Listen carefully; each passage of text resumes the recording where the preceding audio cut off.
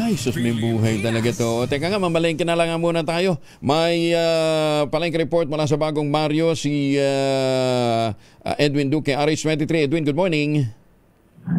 Bye, buntag Kuya Gingel. Meron ding palengke palang balintawak itong mga presyo dito ngayon sa Bagong Barrio kay Jen. Dahil ikumpara doon sa mga presyo kahapon, abay halos sa 20 to 40 pesos yung binaba ng gulay dito.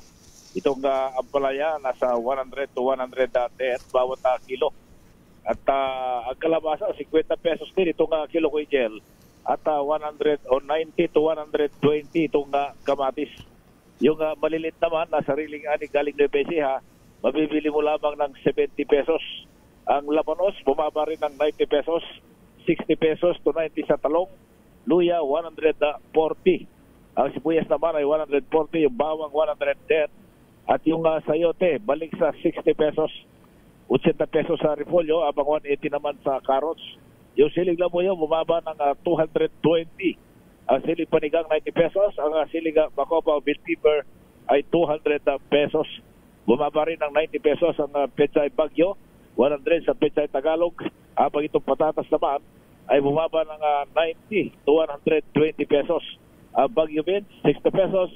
Itong broccoli, 40 ay 240 at ang kensay naman ay bumaba ng 400 pesos sa bawat kilo.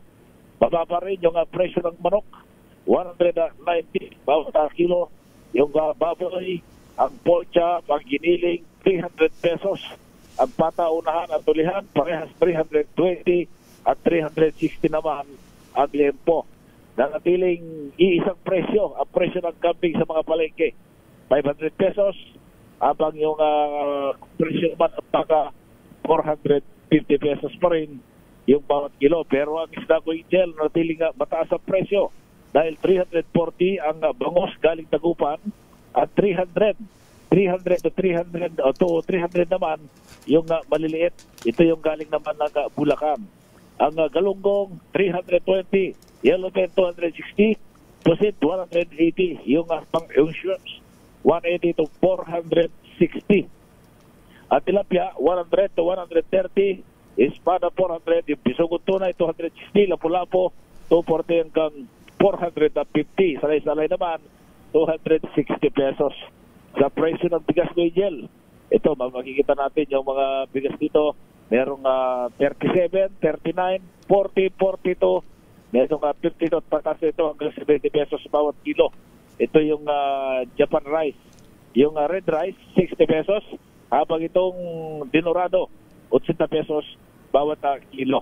Sa presyo na malakit, 80 pesos pa rin hanggang 100 pesos bawat kilo. Yan, Kuya Gel, ating price monitoring report mula pa rin dito sa Bagong Barrio, Caloocan.